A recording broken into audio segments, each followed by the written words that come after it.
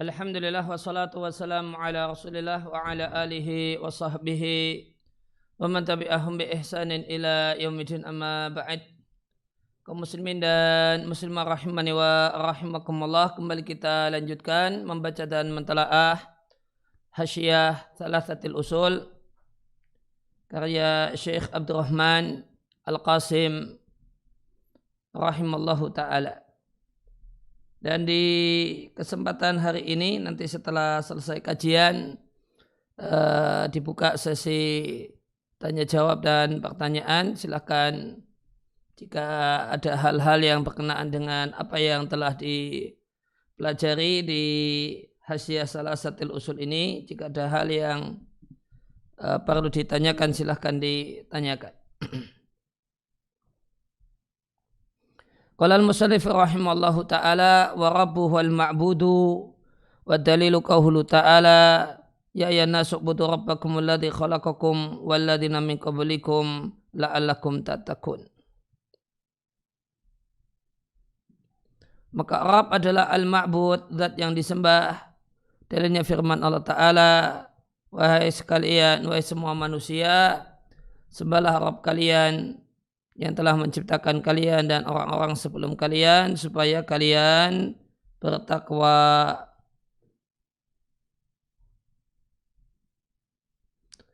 Penjelasannya, ay wa min ma'ani rabbi, di antara makna Rabb, wa ma yutlaqu alaihi, dan makna yang digunakan untuk kata-kata Rabb adalah al-ma'budu, zat yang disembah. Kama anahu yutlaqu, sebagaimana kata-kata Rabb itu yutlaq digunakan ala dengan pengertian sang pencipta dan pemberi rezeki, pemilik dan pengatur, yang murabbi, memelihara seluruh makhluk dengan nikmat-nikmatnya. Wa idza qurina bil ma'mudi, dan jika kata-kata Rabb digandeng dengan al-ma'bud, maka mencakup banyak makna. Dan makna atau pengertian al-ma'bud adalah al-ma'luhu, zat yang disembah, yang berhak untuk disembah sendirian tanpa yang lainnya. Kemudian ya ayuhan nasu ubudu rabbakum, wahai sekalian, wahai semua manusia, sembahlah Rabb kalian. Hada khitabun, ini ditujukan kepada semua makhluk. Dan ya ayuhan nasu ubudu rabbakum adalah kalimat perintah pertama kali yang Anda jumpai di mushaf, dari awal mushaf. Sebagaimana kata kerja pertama yang Anda dijumpai dari awal mushaf adalah iyyaka na'budu wa iyyaka nasta'in. Dan berkenaan dengan iyyaka na'budu wa iyyaka nasta'in, maka ma'mul, yaitu iyyaka, diletakkan di depan, yufidul hasra, untuk menunjukkan makna hanya. Artinya kami tidaklah menyembah siwaka, selain engkau ya Allah.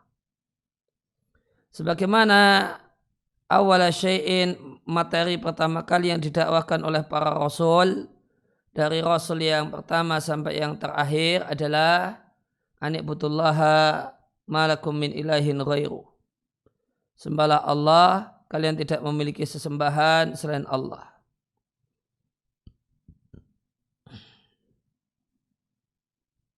Dan makna sembahlah Rabb kalian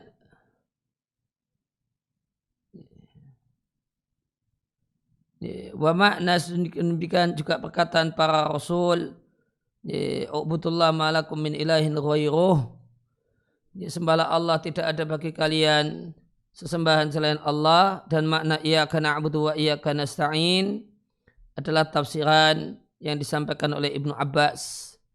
Ibnu Abbas mengatakan, semua ayat dalam Al-Quran yang bunyinya u'budullaha, artinya adalah esakanlah Allah.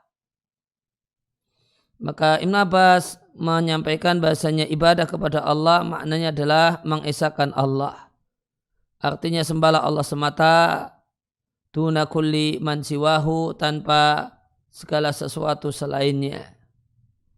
Ya, maka di paragraf ini hal yang menarik ya, kita atau faedah yang kita jumpai ya, biasanya yang sering kita jumpai adalah pembahasan tentang bahasanya ya ayuhan nasu butuh rabbakum adalah perintah pertama dalam mushaf adalah perintah untuk bertauhid. Nah, di sini kita dapatkan faedah yang lain, yaitu kata kerja pertama dari awal mushaf adalah masalah tauhid. Iyyaka na'budu wa iyyaka nasta'in. Hanya kepadamu kami menyembah ya Allah, dan hanya kepadamu kami minta tolong. Ini keterangan ini ya, sebatas yang pembaca buku-buku yang saya baca agak jarang muncul ungkapan kata kerja pertama dalam Al-Quran dari awal mushaf adalah tentang tauhid. Kalau kalimat perintah pertama adalah ya ayyuhan nasu u'budu rabbakum, masalah tauhid sering dijumpai. Jadi kata kerja pertama adalah tentang tauhid. Ini satu hal yang saya pribadi jarang mendapatkannya. Kemudian maka hal ini, kata kerja pertama, kalimat perintah pertama, kemudian materi dakwah pertama, semuanya tentang tauhid. Maka ini semua yufiduka, menunjukkan kepada Anda betapa besarnya kedudukan tauhid. Sya'an maknanya kedudukan. Dan bahasanya tauhid adalah aujabul wajibat, kewajiban yang paling wajib. Dan tauhid adalah awalu fardin alal mukallaf, kewajiban pertama ketika seorang itu mukallaf, balik dan berakal. Wajib ilman diilmui, kemudian amalan diamalkan. Maka lain halnya dengan inilah yang benar, kewajiban yang pertama manusia setelah dia mukallaf adalah mengesahkan Allah Subhanahu wa taala, bersahadat, bertauhid, dan mengesahkan Allah Subhanahu wa taala. Tidak sebagaimana perkataan sebagian orang yang mengatakan kewajiban pertama adalah mencari Tuhan dengan dalil-dalil akal, atau dia punya niat untuk mencari Tuhan dengan dalil-dalil akal.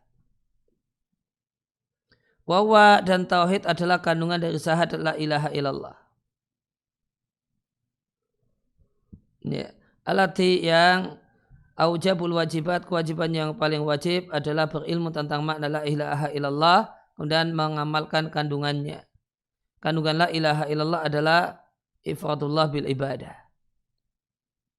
mengesahkan Allah dalam ibadah. Terjemah yang mungkin lebih luas, beribadah hanya kepada Allah. Kemudian ya, ifradullah bil ibadah adalah kandungan dari an-nafi wal itsbat, atau kandungan dari al-itsbat illallah. Sedangkan kandungan dari an-nafi la ilaha adalah wal bara'atu wa bara'ati minasyirki wa ahlihi, berlepas diri dari kemusyrikan dan orang musyrik, benci kemusyrikan dan pelaku kemusyrikan. Dan munculnya ibadah tanpa tauhid tidak disebut ibadah. Laisa bi ibadatin, tidaklah tergolong ibadah jika ibadah itu muncul dari orang yang menyekutukan Allah dalam ibadah dengan selain Allah. Fahiyya, maka ibadah tanpa tauhid itu seperti badan yang tidak ada tanpa nyawa. Maka jika seorang itu menyembah Allah terkadang, dan terkadang yang lain dia asyraka ma'ahu, menyembah selain Allah, maka dia bukanlah seorang yang menyembah Allah alal hakikati, secara hakiki. Sebagaimana Allah namai orang musyrik dengan nama musyrik, dan orang musyrik Arab itu menyembah Allah dan yukhlisuna lahu al-ibadata, beribadah hanya kepada Allah, itu terjemah luasnya. Ya, saya nilai lebih luas daripada memurnikan ibadah hanya untuk Allah. Wa yukhlisuna lahu al-ibadata, dan beribadah hanya kepada Allah ketika kondisi susah. Ya, contohnya rukubil bihar, ketika mengarungi lautan, wa talatumi al-amwat, amat gelombang. Ini talatum artinya saling bertabrakan, saling memukul. Dan talatumil amwat berarti kurang lebih kondisi badai atau semacam itu. Maka mereka lari dan ketakutan dan berlindung hanya kepada Allah semata. Maka mereka menyadari bahasanya berhala-berhala yang mereka sembah laisat syai'an fil haqiqati. Pada hakikatnya itu bukan apa-apa. Berhala-berhala itu tidak bisa memberikan manfaat kepada mereka ketika kesusahan. Wa ma'ahada kulihi, meskipun ini semua Allah namai mereka sebagai orang musyrik. Bahkan Allah tiadakan dari mereka ibadah kepada Allah secara total dalam banyak ayat dalam Al-Quran, diantaranya di surat Al-Kafirun. Wala antum abiduna ma'abud, kalian tidak menyembah Allah yang aku sembah. Padahal mereka menyembah Allah. Padahal mereka menyembah Allah, bahkan menyembah dan beribadahnya kepada Allah ketika kondisi susah. Maka tidak terdapat fil ibadati, tentang ibadah, kecuali mengesahkan Allah Ta'ala dengan semua bentuknya, dalam semua bentuknya. Maka siapa yang taat kepada Allah dalam semua yang Allah perintahkan, sungguh dia telah mengesahkan Allah. Wa illa, jika tidak, fala, maka dia tidak mengesahkan Allah.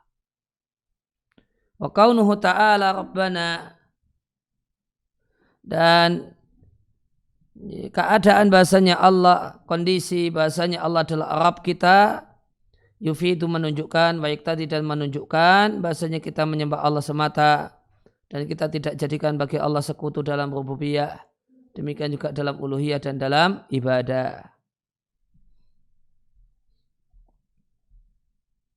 Ya, dialah Allah zat yang telah menciptakan kalian dan orang-orang sebelum kalian supaya kalian bertakwa. Maknanya alladzi aujadakum, zat yang mewujudkan kalian dan orang-orang sebelum kalian dari ketiadaan. Fala taj'alu, kalian bertakwa kepada zat yang telah menciptakan kalian dan orang-orang sebelum kalian dari ketiadaan.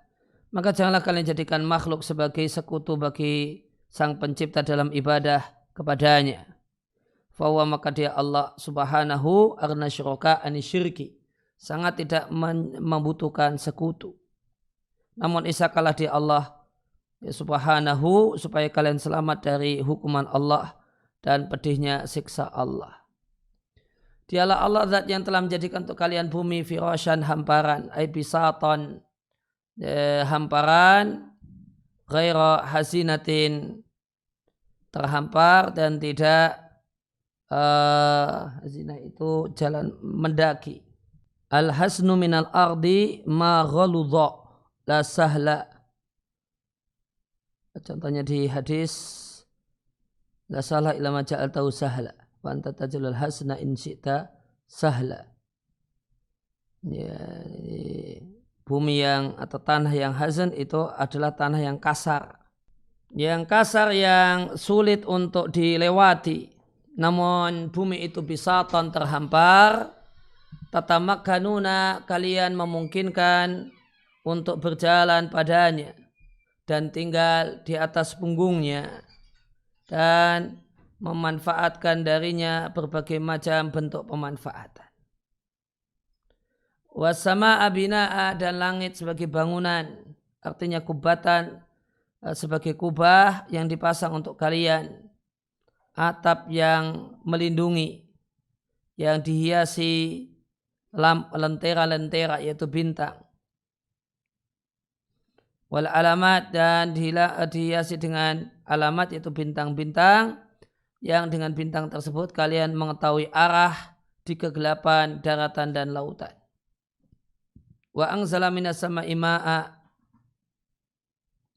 dia Allah menurunkan dari mendung ma'an air, lantas Allah keluarkan dengan sebab air berbagai macam buah-buahan atau hasil pertanian sebagai rezeki untuk kalian.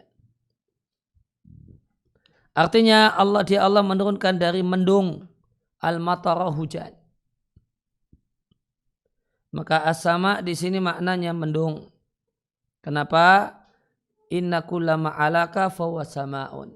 Karena definisi sama dalam bahasa Arab, semua yang ada di atasmu itu sama.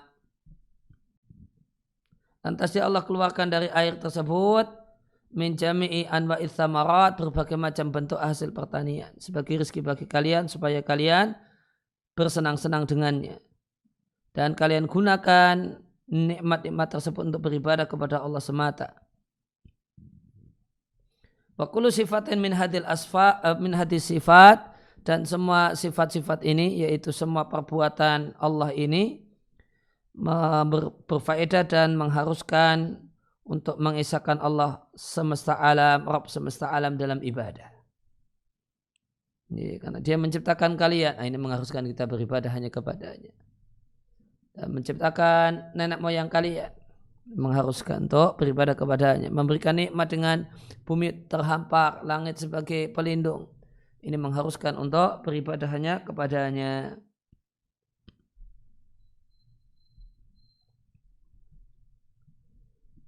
Kemudian catatan kaki 5, fala taj'alu lillahi andada wa antum ta'lamun. Jangan kalian jadikan bagi Allah tandingan sedangkan kalian mengetahui. Maka zat yang seperti ini sifatnya adalah yang berhak untuk disembah sendirian semata dia, dan tidaklah kalian jadikan baginya tandingan, wa amsalan, dan semisal, wa nudhara, dan yang semisal. Jangan jadikan tandingan bisarfi syai'in, dengan memberikan salah satu bentuk ibadah kepadanya, sedangkan kalian mengetahui bahasanya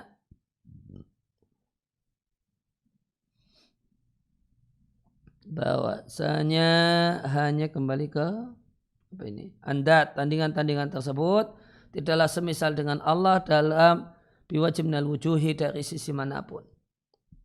Artinya kalian mengetahui keesaan Allah dalam menciptakan makhluk, menurunkan hujan, menjadikan bumi sebagai hamparan, langit sebagai bangunan alias atap.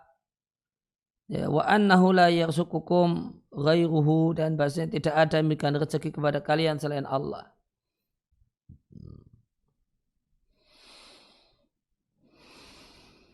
Ya, maka di sini yang Allah lakukan adalah Allah Ta'ala berhujah kepada mereka, berargumen kepada mereka dengan ma'akarubihi, hal yang mereka akui dan mereka ketahui, yaitu rububiyah, sebagai argumen tentang wajibnya melakukan apa yang mereka ingkari, mereka tentang dan mereka ingkari, yaitu tauhid uluhiyah.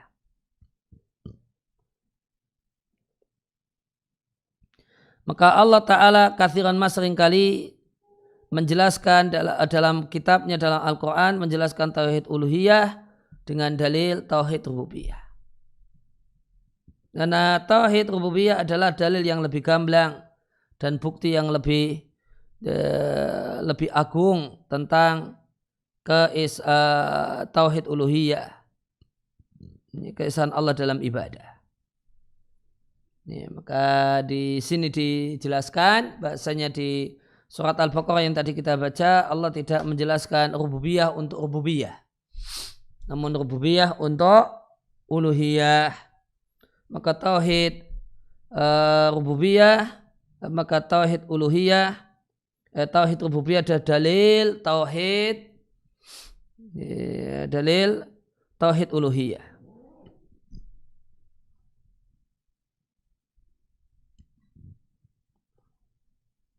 Ibnu Katsir rahimahullah ta'ala mengatakan al-khaliqu li hadil asya'i huwal mustahiqu lil ibadati. Al-khaliq sang pencipta yang menciptakan ini semua itulah yang berhak untuk disembah. Ibnu Katsir adalah Imaduddin Abul Fida Ismail bin Umar Al-Qurashi Ad-Dimashqi.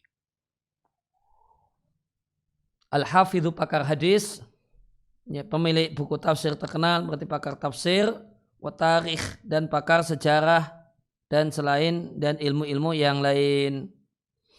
Ya, maka ya, Ibnu Katsir itu namanya Sahibul Funun. Ya, ada istilah Sahibul, kalau pakar satu ilmu namanya Sahibul Fan. Kalau pakar lintas ilmu namanya Sahibul Funun. Dan Sahibul Funun itu banyak di masa silam dan semakin sedikit di masa belakangan.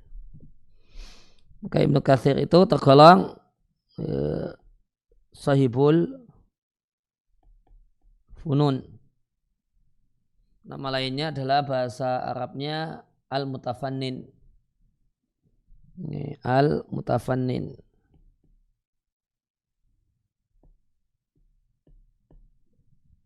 Ya, kalau cuma menguasai satu ilmu saja ya namanya Sahibul Fan.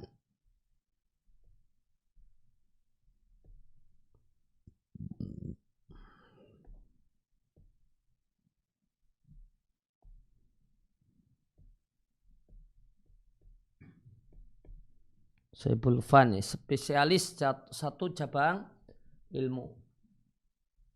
Kalau Sahibul Funun, spesialis berbagai macam ilmu. Ini mutafannin.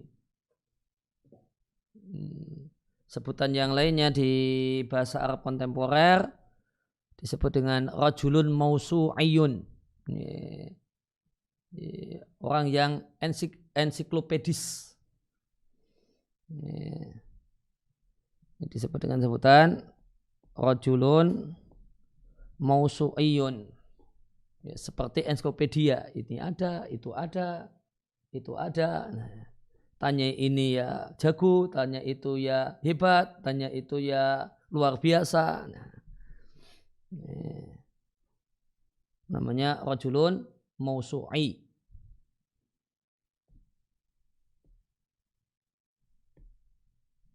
Rajulun mausu'iyun.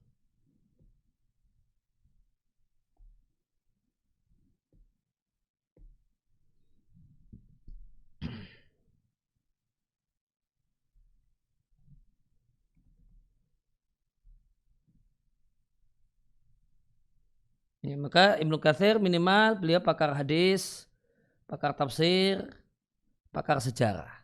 Ya, sudah 3 cabang ilmu.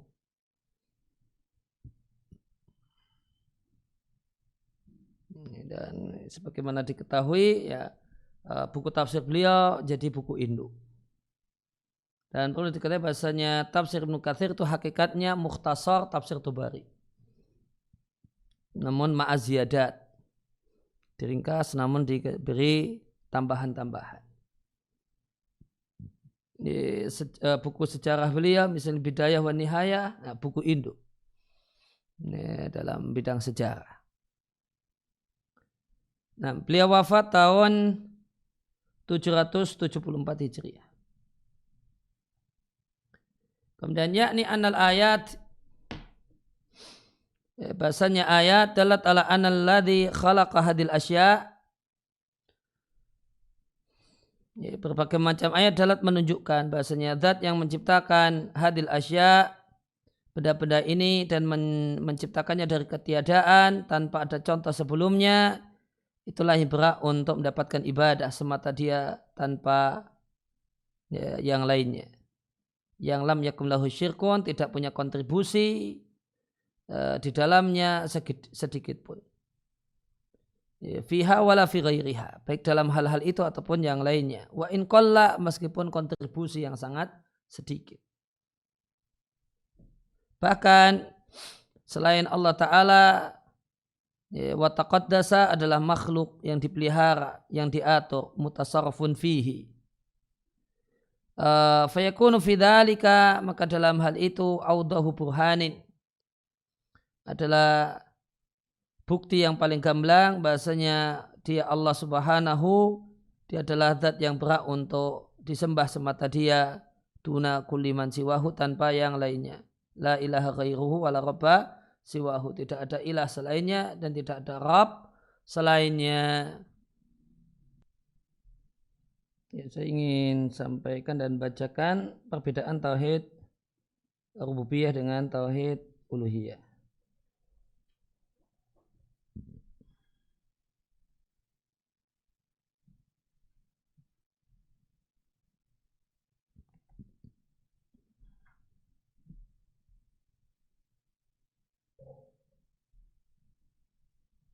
Ada buku khusus, buku tipis,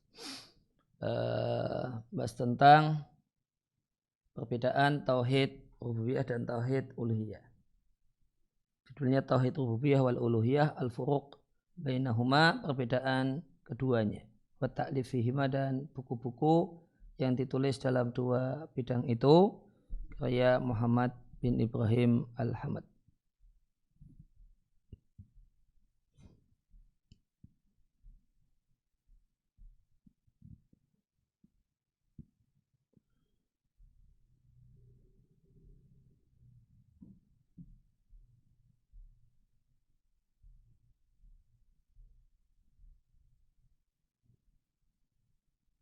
Ya, tentang al-furuq baina tauhid rububiyah wa tauhid uluhiyah.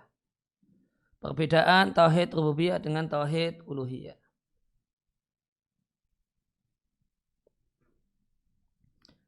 Yang pertama, yakhtalifani fi aslil maddah wal istiqaq wa ma'na lughawi. Berbeda dari sisi maknanya secara bahasa, dari akar katanya dan maknanya secara bahasa. Rububiyah dari Rabb, uluhiyah dari ilah. Ya, tentu makna Rabb secara bahasa berbeda dengan ilah. Karena Rabb dalam bahasa Arab maknanya adalah Al-Malik, sang pemilik, As-Sayyid yang memimpin, Al-Mudabbir yang mengatur, Murabbi yang memelihara, Al-Qayyim yang mengurusi, Al-Mun'im yang memberi nikmat.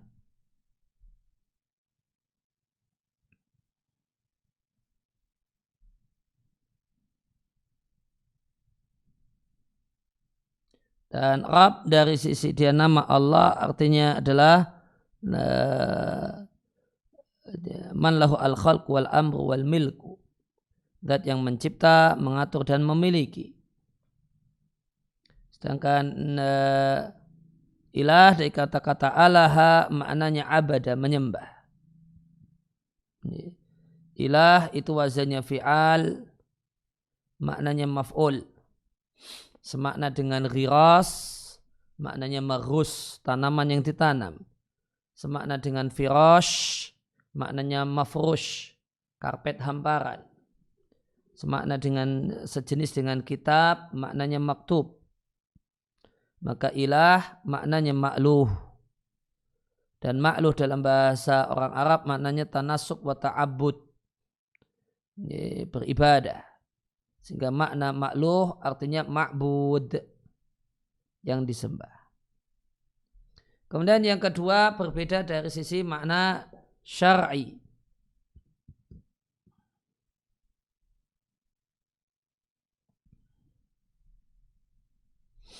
Maka tauhid rububiyah, ya, kesimpulan tentang definisi yang ringkas tentang tauhid rububiyah adalah tauhidullah bi af'alihi, mengisahkan Allah dalam perbuatannya.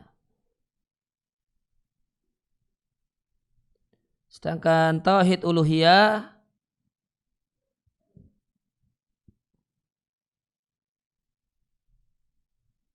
maka ada sejumlah definisi pengertian tauhid uluhiyah.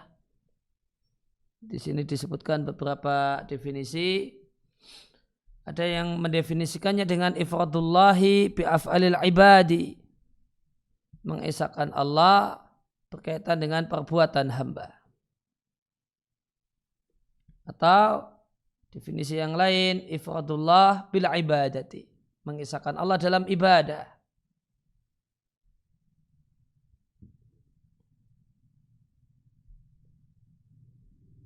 Ada juga yang mendefinisikan ya kurang lebih sama, ifradullah ta'ala bi jami'i anwa'il ibadati wa nafyul ibadati an kulli ma siwallahi ta'ala kainan mangkana. Beribadah hanya kepada Allah dalam semua bentuk ibadah dan meniadakan ibadah dari selain Allah siapapun dia.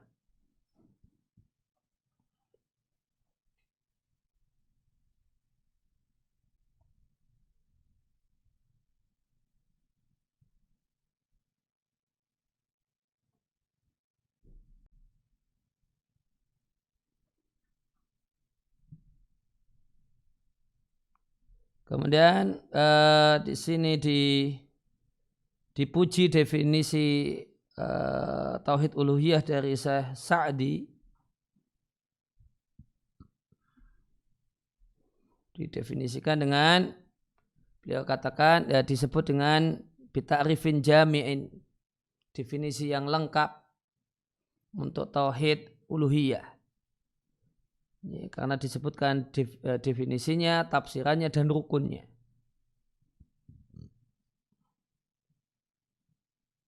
Lebih panjang ini.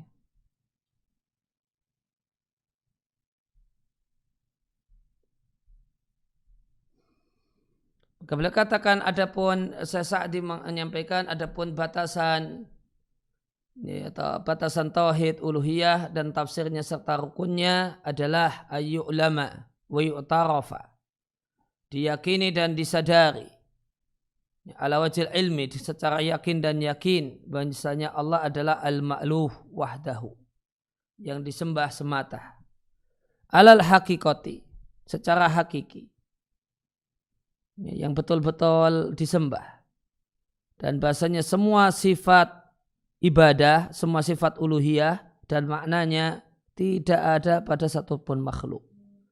Tidak ada yang berhak untuk mendapatkan sifat ibadah tersebut kecuali Allah Ta'ala.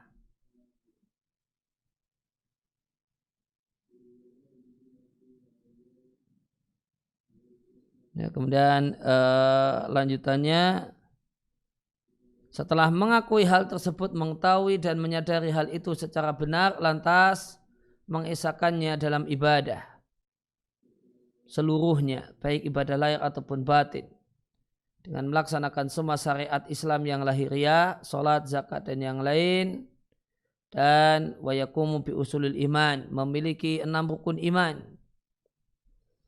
Setelah itu la yaqsidu bihi ghardan minal aradi ghaira ridha rabbih, dan ini semua tidak ada niat dengan melakukan itu semua selain ridha Allah dan mencari pahalanya. Wa mutabi'an fi dzalika, dan dalam melaksanakan ibadah dalam hal itu mengikuti Rasulullah sallallahu alaihi wasallam. Nah, ini definisinya panjang. Ya, dari ini dari teorinya, kemudian nanti prakteknya disebutkan. Ada padanya ibadah lahiriah, ibadah batiniyah. Kemudian dibahas tentang niatnya. Niat melakukan itu semua niat yang benar. Nah, sehingga ini disebut definisi lengkap untuk tauhid uluhiyah. Kemudian yang ketiga, tauhid uluhiyah dan rububiyah itu berbeda dalam nama.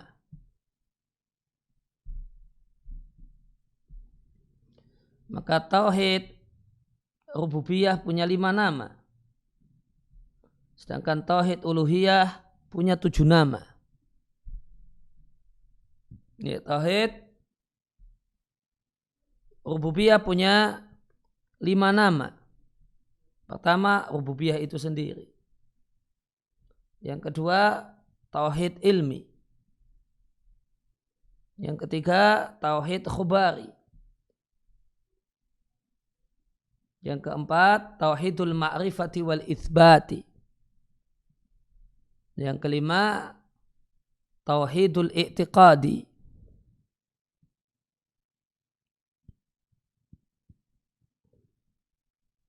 Ya, disebut tauhid rububiyah karena membahas tentang sifat rububiyah Allah. Disebut tauhid ilmi, ini keadaan hamba.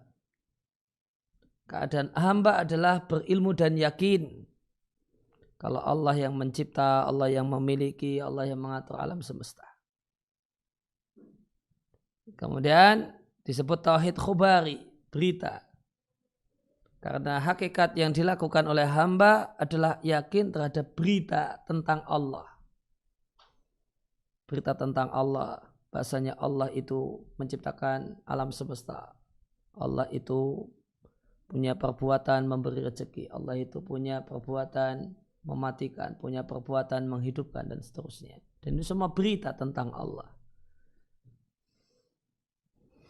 Kemudian disebut tauhid ma'rifat wal itsbat. Ya, karena tugasnya adalah ma'rifat. Tugas hamba adalah mengetahui.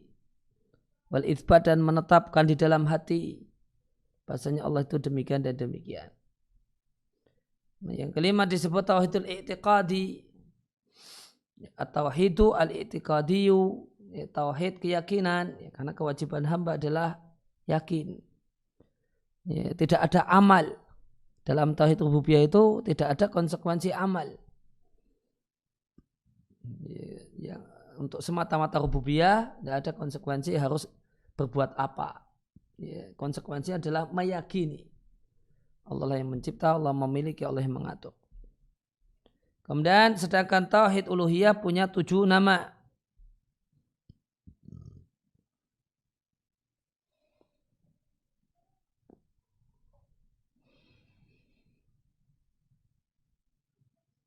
Yang pertama disebut tauhid uluhiyah.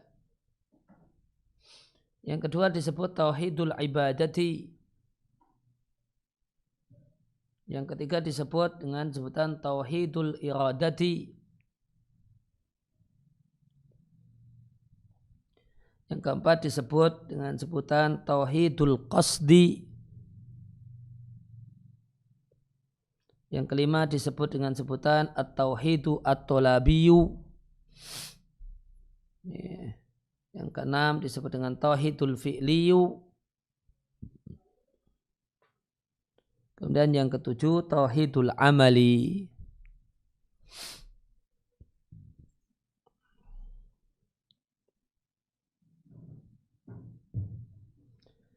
Ya, maka apa beda tauhid uluhiyah dengan tauhidul ibadah? Perbedaannya sudut pandang. Tauhid uluhiyah itu sudut pandang, itulah hak Allah. Sedangkan tauhidul ibadah, sudut pandang, itulah kewajiban hamba. Kewajiban hamba adalah beribadah kepadanya.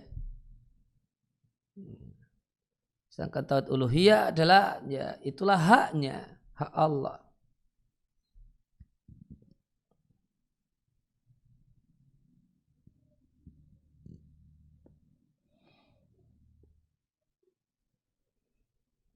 Ya, kemudian tauhidul iradah disebut tauhidul iradah.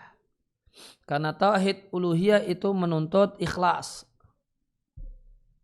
Ikhlas dalam ibadah, ibadahnya itu ditujukan kepada Allah. Dan yang namanya ikhlas, ikhlas itu kan ya, bagian dari niat.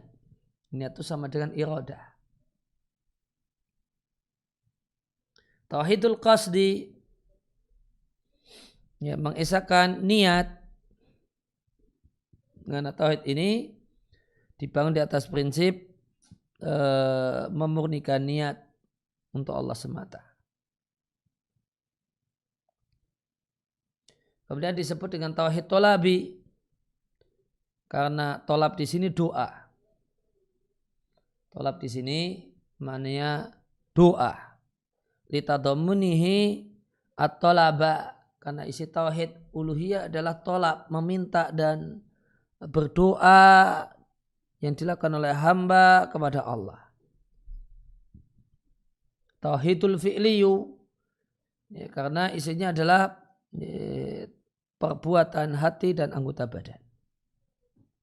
Kemudian disebut dengan tauhidul amal karena isi dari tauhid uluhiyah adalah memurnikan amal untuk Allah.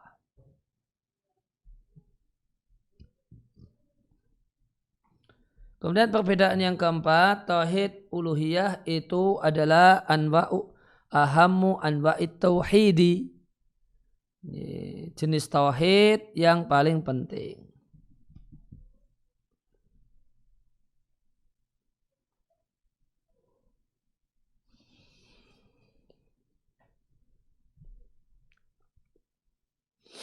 Kemudian yang kelima, tauhid rububiyah itu lebih lekat dengan tauhid asma wa sifat.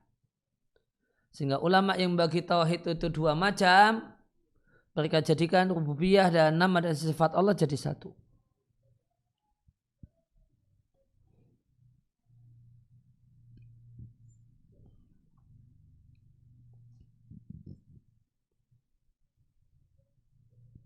Kemudian yang keenam, yakhtalifani fi muta'allaqihima. Berbeda dalam masalah ta'aluknya, keterkaitannya. Maka tauhid rububiyah itu terkait dengan umur kauniyah. Mencipta, memberi rezeki, mematikan, menghidupkan.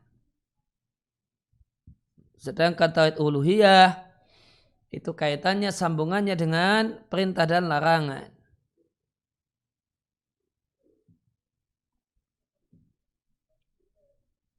Ini ta'aluk yang pertama.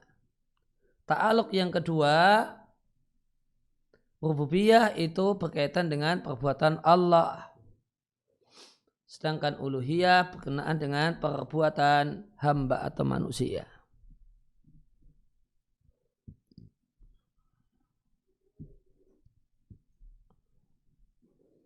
Kemudian perbedaan yang ketujuh, yakhtalifani fil madluli.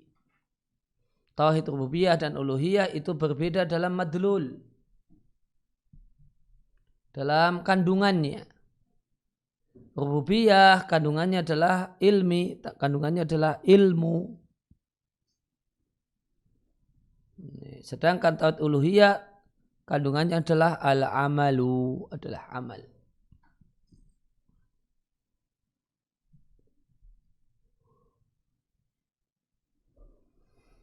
Kemudian perbedaan tauhid rububiyah dan uluhiyah yang kedelapan adalah al-iqraru bihi, tentang pengakuan tauhid.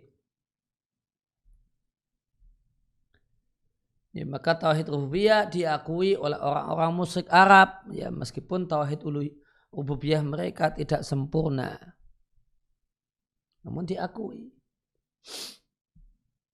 Sedangkan tauhid uluhiyah sama sekali tidak diakui. Mereka menolaknya.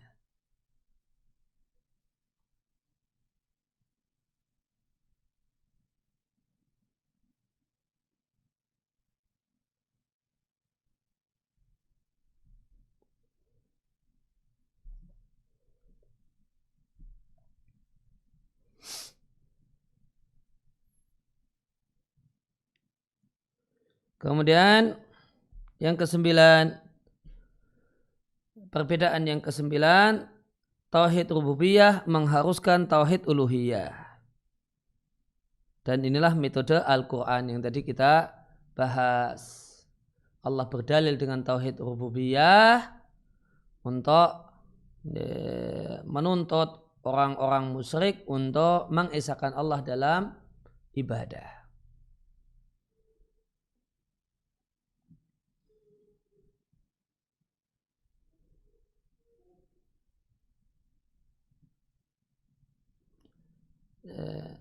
Maka tauhid rububiyah mengharuskan tauhid uluhiyah. Artinya dari sisi konten maknanya, rububiyah itu beda dengan uluhiyah.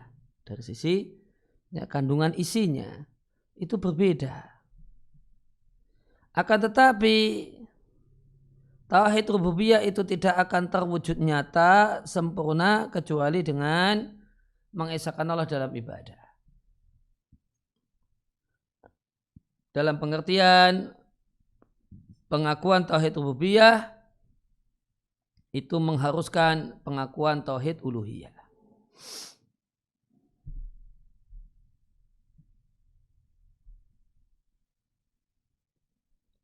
Kemudian perbedaan yang ke-10,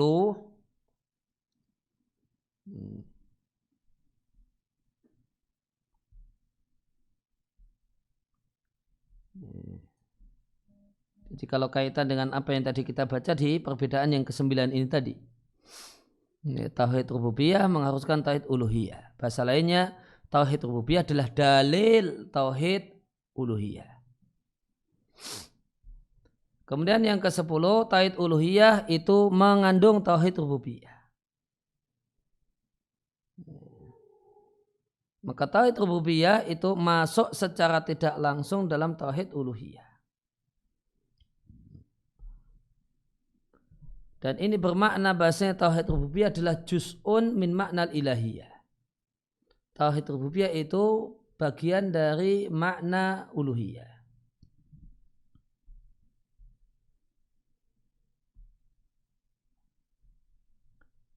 Kemudian yang terakhir perbedaan yang ke-11.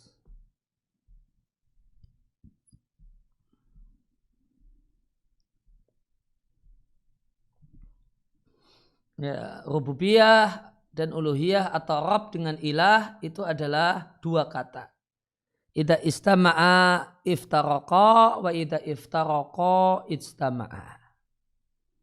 Dua kata jika disebut berbarengan dalam satu paragraf atau dalam satu kalimat atau kalimat yang berdekatan, maka jika Rabb dengan Allah disebutkan dalam satu kalimat atau rangkaian kalimat, maka maknanya berbeda. Namun jika disebut sendiri-sendiri, cuma disebut Rabb saja atau disebut ilah saja, maka terkandung makna yang lain.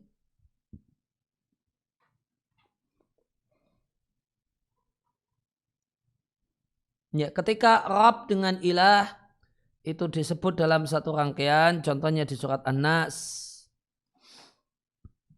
Ada Rabbin Nas, ada Ilahin Nas. Maka Rabb artinya sang pemilik dan pengatur. Sedangkan ilah sesembahan yang berhak untuk disembah. Namun jika disebut Rabb saja, maka terkandung di dalamnya ilah. Contohnya pertanyaan di alam kubur, man Rabbuka?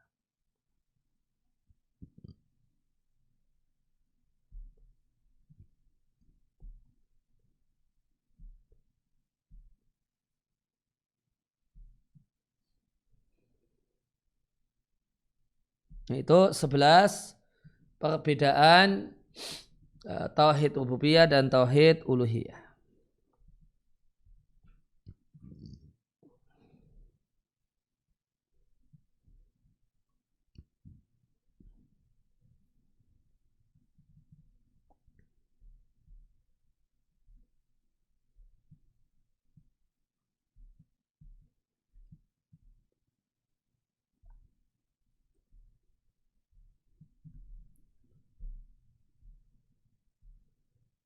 Maka tadi di antara nama tauhid uluhiyah adalah tauhidul amal. Tauhid amal. Oleh karena itu tidak bisa dibayangkan sebagai seorang muslim, seorang yang katanya bersyahadat la ilaha illallah, namun tidak ada satupun amal kewajiban agama yang dia laksanakan. Maka tidak mungkin dia seorang muslim. Bertahun-tahun dia badan sehat, namun tidak ada kewajiban agama yang dia laksanakan. Bagaimanakah dia bisa dikatakan seorang muslim? Padahal tidak ada pada dirinya tauhid uluhiyah. Dengan tauhid uluhiyah itu nama lainnya tauhidul amal. Kalau tidak ada amal berarti tidak ada tauhid uluhiyah. Dan adakah seorang muslim tanpa tauhid uluhiyah? Tidak ada. Maka seorang yang merenungkan tauhid merenungkan makna dan pengertian tauhid uluhiyah, maka akan yakin bahasanya orang yang tidak beramal, tidak mengamalkan kewajiban agama sama sekali dalam hidupnya, dia bukanlah seorang muslim.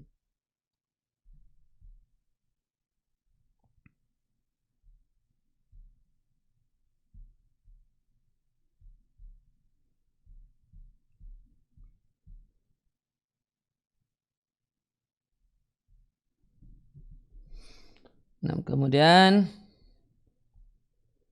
kita lanjutkan. Qala al-musannif rahimallahu taala wa anwa'ul ibadati allati amarallahu biha. Dan bentuk-bentuk ibadah yang Allah perintahkan itu banyak sekali. Contohnya Islam, iman, ihsan. Wa minhu contohnya adalah berdoa, rasa takut, roja harapan, tawakal, rohbah, ya, minat kuat, rohbah takut, khusyuk merendah, khosyah rasa takut, inabah kembali, minta tolong, isti'adah minta perlindungan, istighosah doa agar dihilangkan kesusahan, menyembelih, bernadar, dan bentuk-bentuk ibadah yang lainnya yang Allah perintahkan. Kulluha lillahi ta'ala. Semuanya adalah ya, untuk Allah Ta'ala.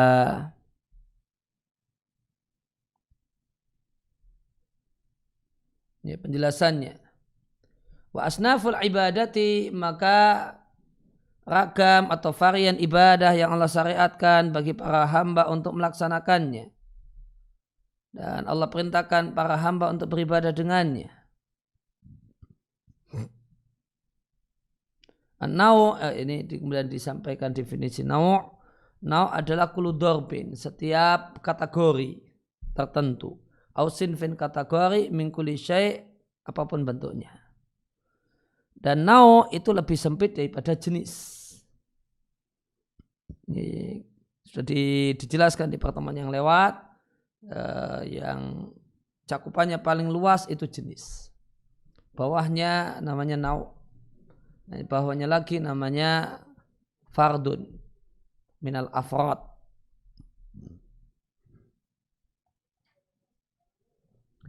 Kemudian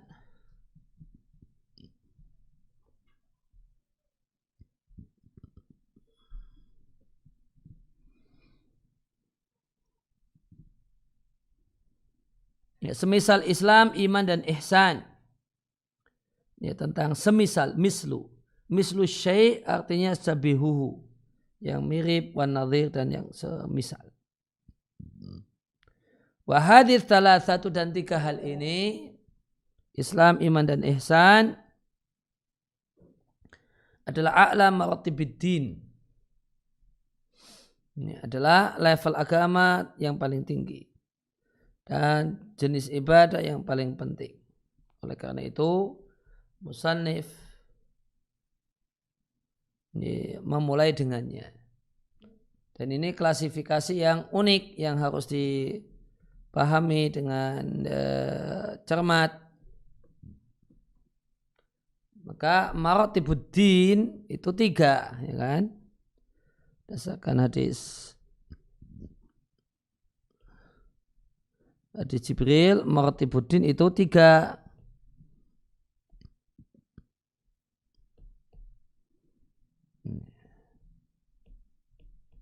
Dan din kita itu sama dengan Islam.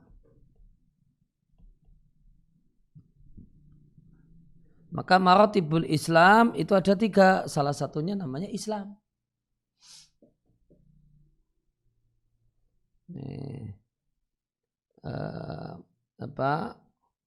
Unsur pokok dalam Islam ada tiga. Salah satunya Islam. Nah, ini model bikin kategorisasi.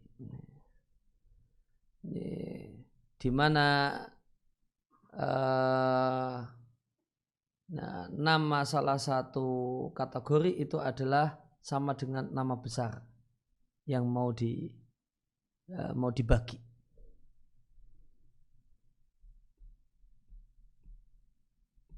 Ada Islam, ada iman, dan ada al-ihsan.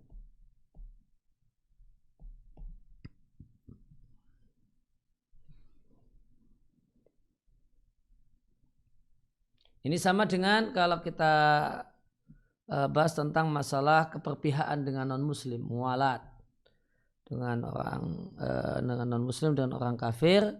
Mualat itu ada dua macam, ya, mualah dan tawali. Mualah itu ada dua macam, mualah itu sendiri dan tawali. Ya, mualah yang nilainya dosa besar, tawali yang nilainya pembatal iman. Ya, maka kita mengenal model pembagian semacam ini. Macam-macam Islam ada 3. Salah satunya Islam itu sendiri.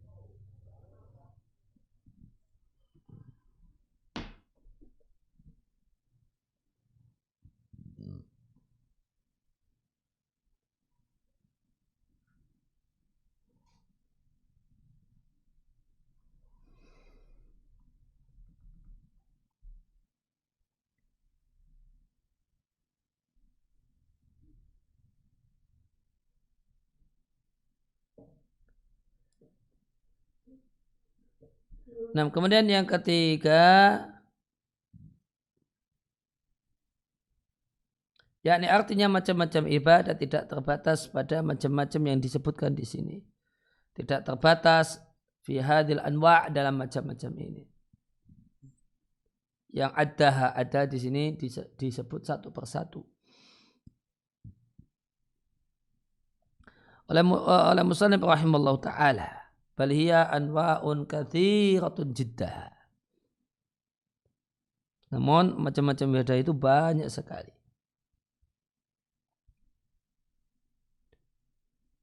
Ya, maka ibadah macam-macam itu pada Allah perintahkan seluruhnya adalah bagi Allah Ta'ala.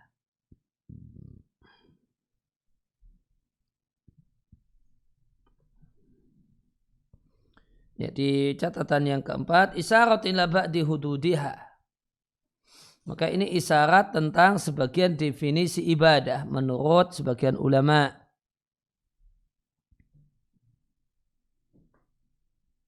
Annaha bahasanya ibadah adalah semua yang diperintahkan oleh syariat min ghairi itiradin urfiyin, tanpa pertimbangan budaya, tanpa pula tuntutan akal.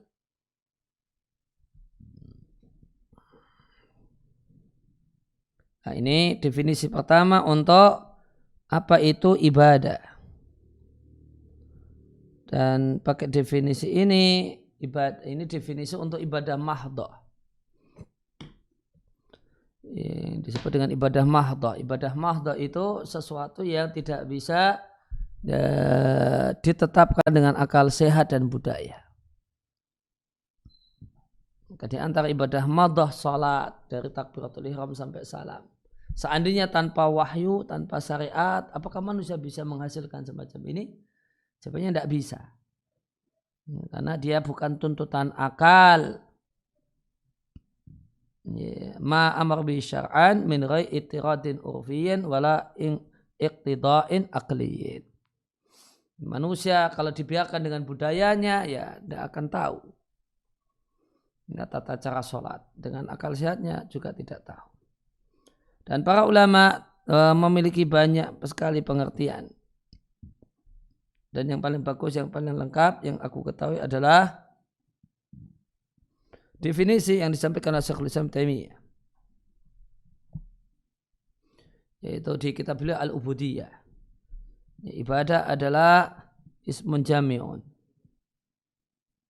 Ini kalau dalam dunia terjemah, ismun jami'un bisa dibuang supaya enggak bingungkan.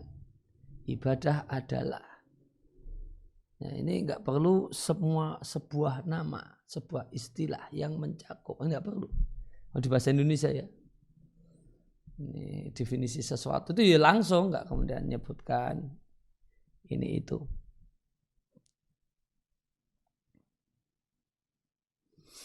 Ya, jadi kalau dalam terjemah tulisan tadi ismun jami'unnya dikurangi, dihilangkan. Maka ibadah menurut syariat Islam adalah semua hal yang dicintai dan diridai oleh Allah, berupa ucapan ataupun perbuatan yang lahiriah ataupun tersembunyi.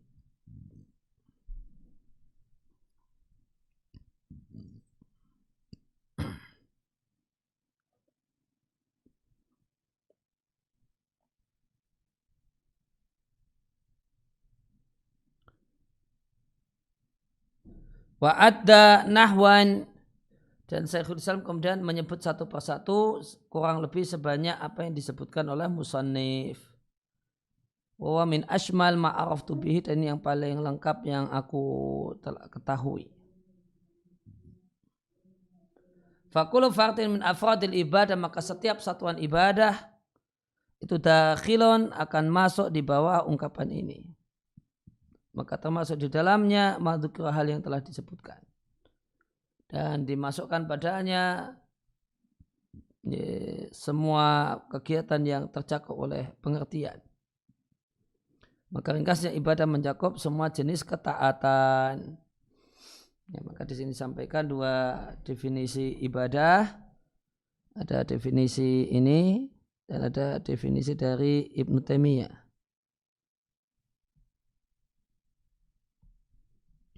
Namun kalau kelebihannya, kalau definisi yang pertama itu definisi yang cocok untuk tauhid, untuk ibadah mahdhah. Tapi kalau definisi dari Ibnu Taimiyah mencakup ibadah mahdhah dan ghairu mahdhah. Karena semua ucapan dan perbuatan yang dicintai dan diridai oleh Allah Subhanahu wa taala. Maka ini karet sekali. Cakupannya luas sekali. Karena mencakup ibadah-ibadah sosial. Semua yang Allah cintai, semua yang Allah ridai. Nah, kalau definisi yang pertama, ma'amur bi syar'an min ghai itiradin urfiyin wal iqtida'in aqliyin. Maka ini khusus ibadah mahdhah.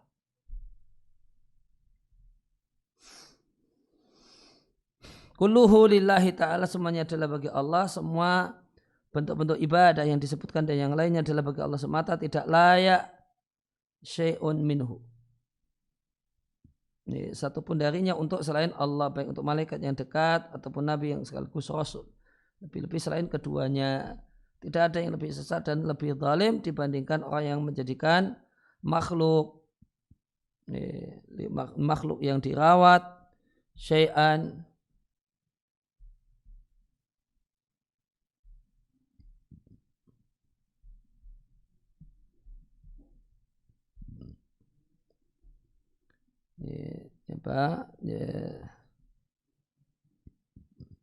maka tidak ada yang lebih sesat dan lebih zalim dibandingkan orang yang menjadikan bagi makhluk yang marbubun minha syai'an, makhluk yang dipelihara kemudian ditetapkan bahasanya dia punya sesuatu.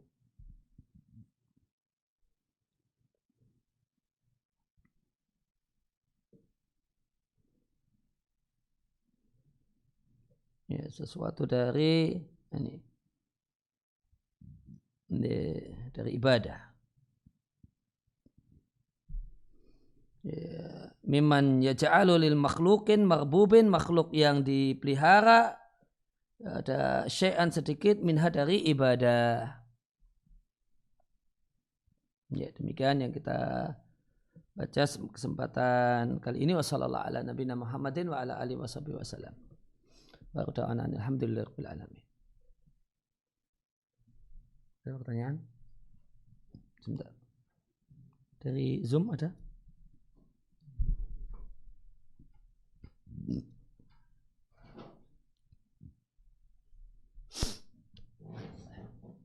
Yang terkait masalah tauhid aja. Ya, silakan dibacakan.